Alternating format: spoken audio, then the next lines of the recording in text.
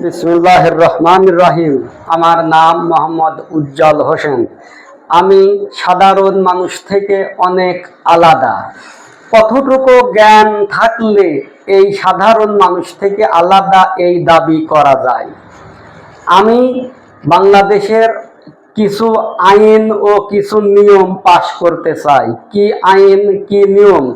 আপনারা দেশের প্রশাসন এবং সাংবাদিক ভাইদের আমার সহযোগিতা লাগবে। আপনারা আমাকে সহযোগিতা করবেন।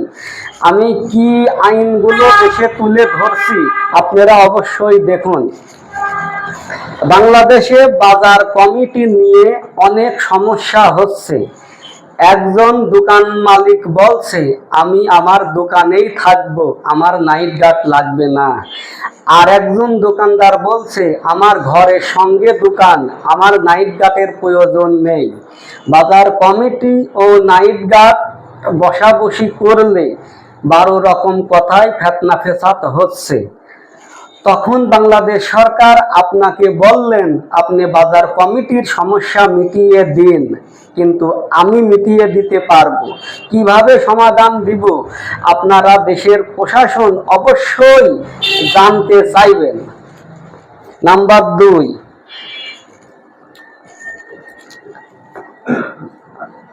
একজন ব্যক্তি তার বাবার ভিটা মাটি বিক্রি করে 20 লক্ষ টাকার বিনিময়ে চাকরি পেলেন। চাকরি পাওয়ার পর সেই ব্যক্তি বলছে আমি তো ঘুষ খাবই। তখন বাংলাদেশ সরকার আপনাকে বললেন আপনি ওই ব্যক্তির ঘুষ সঠিক আইন দিয়ে বন্ধ করুন, কিন্তু আমার কাছে বন্ধ করার আইন আছে।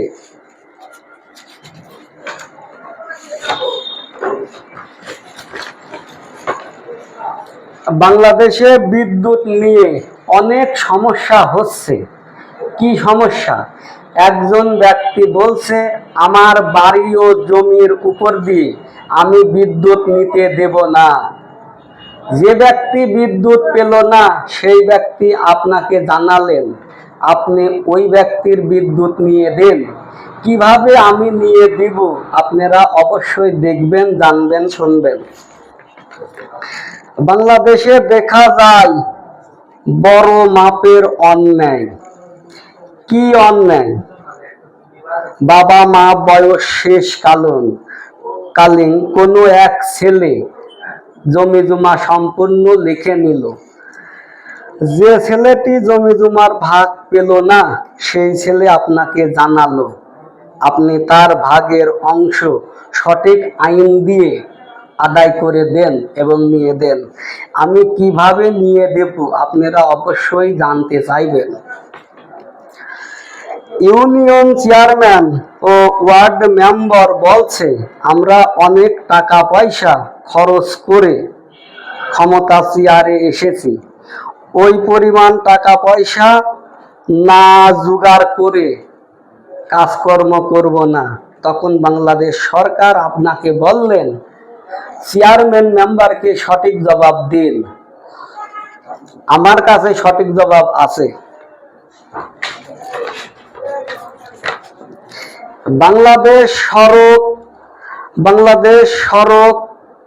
বাংলাদেশ সরকার আপনাকে দায়িত্ব দিলেন আমাদের দেশে গ্রামগঞ্জে রাতের অন্ধকারে অনেক পণ্য চুরি হয়ে যাচ্ছে। আপনি আমাদের গ্রামগঞ্জের রাতের অন্ধকারে চুরি বন্ধ হওয়ার আইন করে দেখান। আমার কাছে আইন আছে, কিভাবে বন্ধ করব আপনারা প্রশাসন অবশ্যই আমার থেকে বুঝে নেন।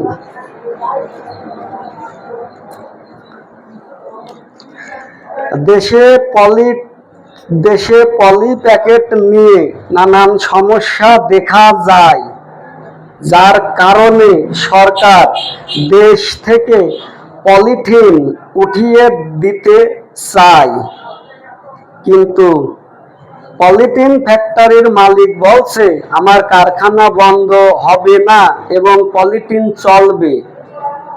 দুইটার সমাধান একসঙ্গে করে দেখান। আমার কাছে সমস্যাটির সমাধান আছে, আমি দেখাতে পারবো।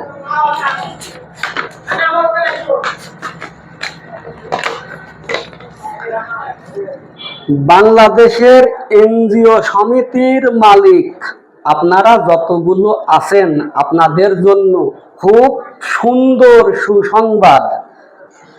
এই কথাটি এনজিও সমিতির মালিক ডক্টর ইউনূস স্যার পর্যন্ত আপনি গুরুত্ব দিন, শোনেন। আপনাদের এনজিও সমিতি নিয়ে অনেক মানুষ সুদের ব্যবসা হিসাবে অনেক আজে বাজে কথা বলে যাচ্ছে। এনজিও সমিতির ব্যবসা সুদের না, আমি প্রমাণ করে দেখাতে চাই। কিভাবে প্রমাণ করব? কথা না শুনে না বুঝে কেউ কোনো খারাপ মন্তব্য করবেন না। এনজিও সমিতি মালিককে এবং কর্মজীবীদের আমি আবার বলছি, আপনাদের এই বিষয়টা নিয়ে অনেক গুরুত্ব দিন। আপনারা জীবনে অনেক কুটো কথা শুনেছেন, আমাকে দিয়ে আপনাদের এই ব্যবসা সুদ নয় প্রমাণ করে বাংলাদেশের জনগণকে দেখান।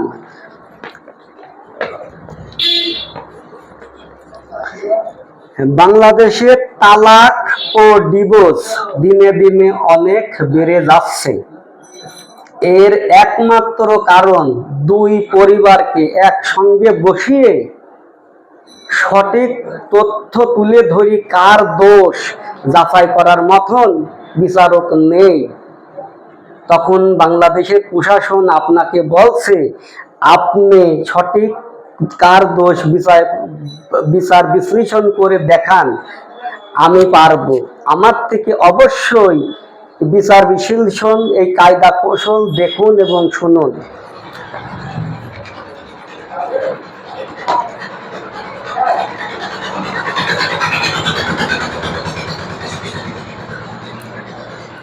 বাংলাদেশে দিনে দিনে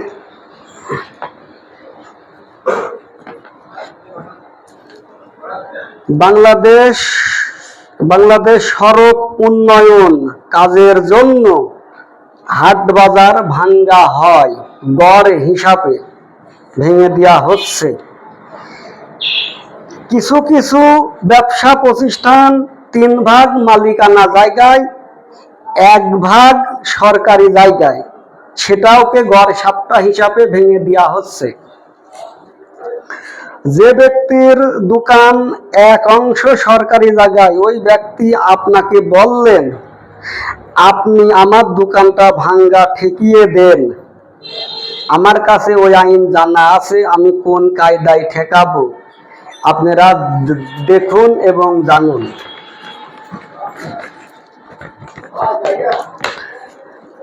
বাংলাদেশে দেখা যায় বৃষ্টি এলে অনেক শহর অলিগলি পানিতে তলিয়ে যায়। তখন সরকার প্রধান আপনাকে জানালো আপনি এই ব্যাপারে একটি ভালো নিয়ম আইন করে দেখান।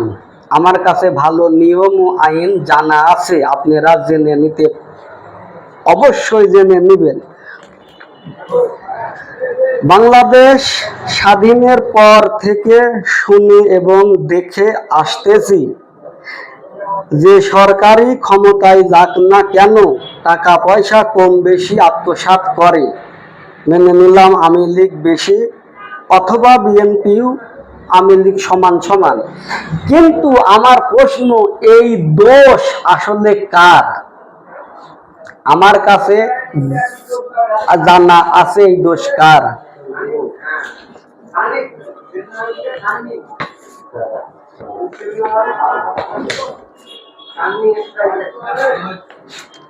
বাংলাদেশে 3টি দল বড়, বিএনপি, আওয়ামী লীগ, জামাত। আসলে এই দেশ নিয়ে 3 দলের ভিতরে অনেক কিছু ফেতনা ফেসাদ হয়ে যাচ্ছে। প্রশাসন আপনাকে বললেন এই দেশের অধিকারী কোন দল। আমি সুন্দর আইন দিয়ে বুঝা দিতে চাই এই দেশের অধিকারী কোন দল।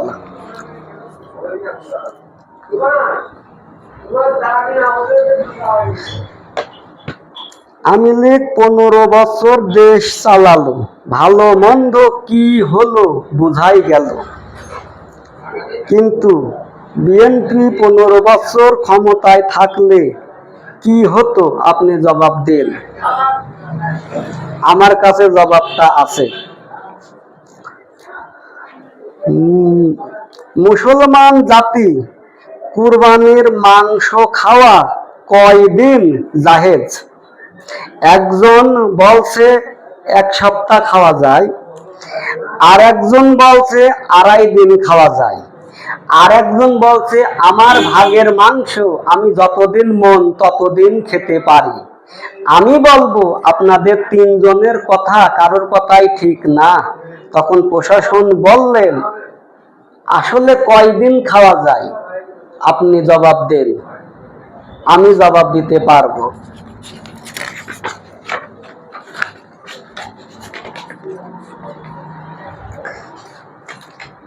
বর্তমান বাংলাদেশে ধর্ম নিয়ে অনেক কথা সৃষ্টি হচ্ছে, অনেক নাটক যার কোনো শেষ নেই। একদল বলছে মাজার পূজারীরাই সঠিক, আর একদল বলছে না আমরাই সঠিক। একদল বলছে আহলে বায়াত হতে হবে, একদল বলছে না ওইসব পীর মুর্শিদ বায়াত লাগে না। তখন দেশের প্রশাসন আপনাকে বললেন যে কোন দল সঠিক আপনি বুঝিয়ে দেন। আপনি বলতে বাংলাদেশের সবাইকে প্রশ্ন করছি কোন দল সঠিক। আমি জীবন বাজি রেখে বুঝিয়ে দেব কোন দল সঠিক কোন দল বেসঠিক। বিশেষ করে দেশের প্রশাসন ও সাংবাদিক আমার খোঁজ করবেন। আমার এই দেশের জন্য অনেক কিছু আরো বলার আছে, করণীয় আছে। আমি যা বলছি জীবন বাজি রেখে প্রশ্নের উত্তরগুলো দিতে চাই। বাংলাদেশে দেখা যায় ঈদের নামাজ, ঈদের মাঠে মহিলা ও পুরুষ আদায় করছে। এই নিয়ে বিভিন্ন ফেতনা ফেসাদ কথা সৃষ্টি হচ্ছে। আসলে এটা কি করা যায় কি যায় না, বাংলাদেশ সরকার আপনাদের কাছ থেকে জানতে চাই। আপনারা যদি না বলতে পারেন, এর সঠিক কথা আমার কাছে আছে, আমি বলতে চাই। আমাদের দেশে যুগ যুগ ধরে শুনে এবং দেখে আসতেছি মৃত ব্যক্তির দোয়া মিনহা খলকনাকুম অফিহা নুইদুকুম তারাতার নুকরা। এখন দেখা যাচ্ছে এই দোয়াটি অনেক জায়গায় আর বলা হচ্ছে না। এই নিয়ে মাটি দিতে গেলেও ঝামেলা ফেতনা ফেসাদ হচ্ছে। তখন বাংলাদেশ সরকার দেশের প্রশাসন আপনাকে বললেন আসলে বলা যাবে কি যাবে না আপনি উত্তর দেন, আমি উত্তর দিতে পারবো।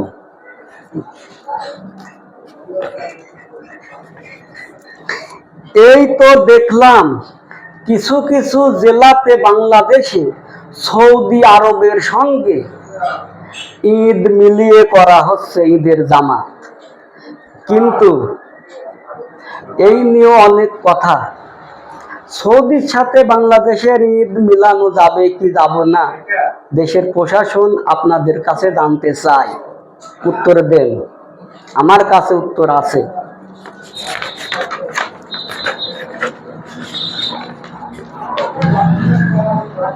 বাংলাদেশের ট্রাক মালিক সমিতি বলছে আপনার বাস রোডে উঠতে পারবে না। বাস মালিক বলছে আপনার ট্রাক রোডে উঠতে পারবে না। এই নিয়ে দুই পরিবহন মালিকের অনেক গ্যাঞ্জাম হচ্ছে। তখন দেশের প্রশাসন আপনাকে বললেন এই সড়ক কোন পরিবহন মালিকের অধিকারী, আপনি উত্তরটা মিলিয়ে দিন। আমার কাছে এর উত্তর আছে।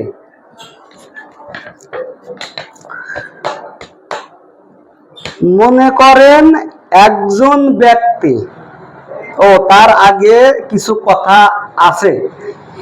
এত এত সময় যেগুলো শুনলেন দেশের সামাজিক সমস্যা নিয়ে, এখন যেটা শুনবেন আমার এই মাথার ব্রেনের কথা এবং কায়দা কৌশল বুদ্ধির কথা। তাহলে আপনি শোনেন। মনে করেন একজন ব্যক্তি লেখাপড়া জানে না, সেই ব্যক্তি 500 টাকা ব্যাংকে ডিপিএস দিতে গিয়েছেন, কিন্তু তার ওই টাকা 500 জাল নোট। ব্যাংক কর্মকর্তার দায়িত্ব জাল নোট পাইলে সিল মেরে দেয়, ঠিক ওই টাকায় সিল মেরে দিলেন। ওই অসহায় ব্যক্তি আপনাকে বললেন আমার এই টাকা আসল প্রমাণ করে ব্যাংক থেকে ফেরত নিয়ে দেন। দেখেন তো বাংলাদেশ কেন, কয়েক রাষ্ট্রের ভিতর কেউ পারবেন নাকি? আমি কিভাবে প্রমাণ করি ওই অসহায় ব্যক্তির টাকা ফিরিয়ে দিই? কিভাবে, কোন কায়দায়, কোন কৌশলে? আপনারা প্রশাসন এবং সাংবাদিক অবশ্যই দেখে নেন।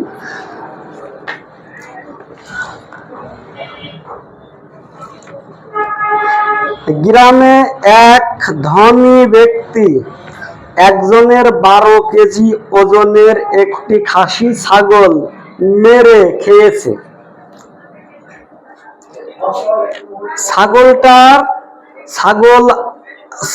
ছাগল আওলা ব্যক্তি আপনার কাছে বিচার দিল, অভিযোগ দিল যে আমার এই ছাগলের 50,000 টাকা জরিমানা নিয়ে দেন।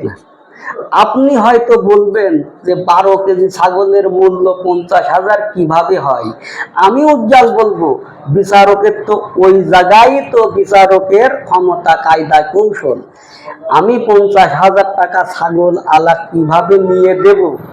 আমার থেকে কায়দা কৌশলটা দেখে নেন, শুনে নেন।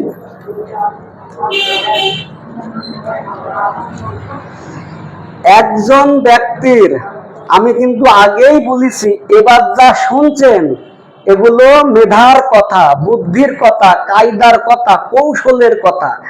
আমি কত বড় কায়দা থাকলে এই সমস্যাগুলো সমাধান দেওয়া যায়।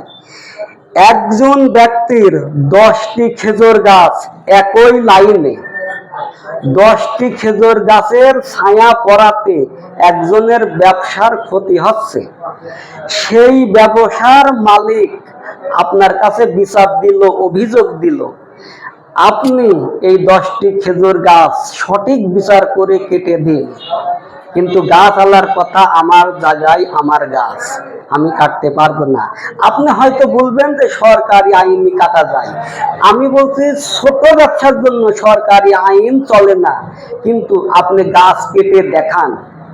আমি কিভাবে গাছ কেটে দেখাবো? দেশের প্রশাসন, সাংবাদিক আপনারা অবশ্যই দেখে নেন, তখন যা বুঝবেন সাধারণ মানুষ থেকে আলাদা এই দাবি কিভাবে করা যায়।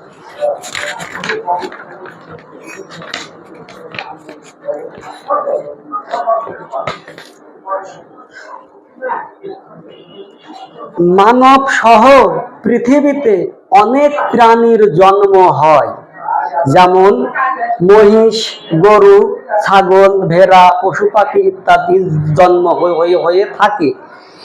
আসলে সৃষ্টিকর্তা এদের রুহু, জান, পরাণ, আত্মা কয় দিনে এবং কয় মাসে দিয়ে থাকে? আপনি উত্তর দিন, আমার কাছে উত্তর আছে।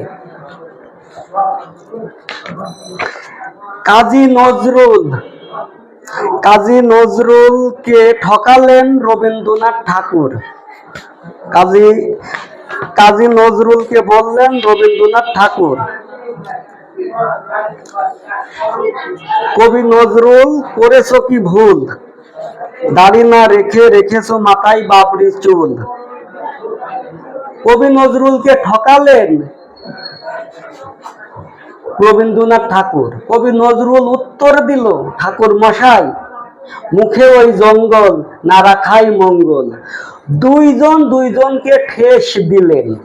আপনি উত্তর দেন কার ঠেস দিয়া সঠিক আছে। আমার কাছে উত্তর জানা আছে। বাংলাদেশ, ভারত, পাকিস্তান, সৌদি আরব, এই 4 দেশের মধ্যে কোন বিল্ডিং মরিচাবিহীন রড দ্বারা তৈরি? আপনি উত্তর দেন। আমার কাছে উত্তর আছে। ব্যাংকে লক্ষ লক্ষ কোটি কোটি টাকার কারবার হয়, আসলে ব্যাংকে কোনো ঝই ঝামেলা নেই কেন? আপনি উত্তর দেন। আমার কাছে উত্তর আছে, উত্তর নিতে পারবেন।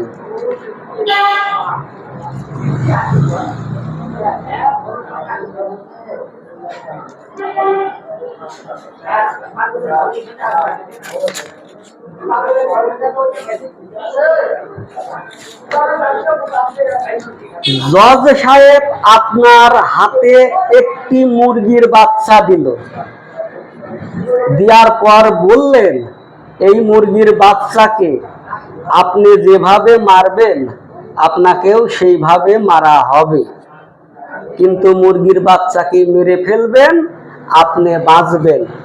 কিভাবে মারবেন মারেন, কিন্তু শর্ত আপনি মুরগির বাচ্চাকে যেভাবে মারবেন আপনাকেও সেইভাবেই মারা হবে। মুরগির বাচ্চা মারবেন, আপনি বাঁচবেন, খালি কিভাবে মারবেন মারেন। এই পর্যন্তই সমার্থ। আমার দেশ বাংলাদেশ, জেলা কুষ্টিয়া, স্থান সাঁওতা কারিগর পাড়া। আপনারা দেশের প্রশাসন এবং সাংবাদিক অবশ্যই অবশ্যই আমার খোঁজ করবেন।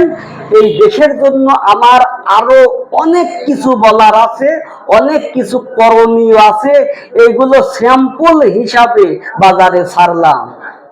ইনশাআল্লাহ আপনারা অবশ্যই আমাকে গুরুত্ব দিবেন।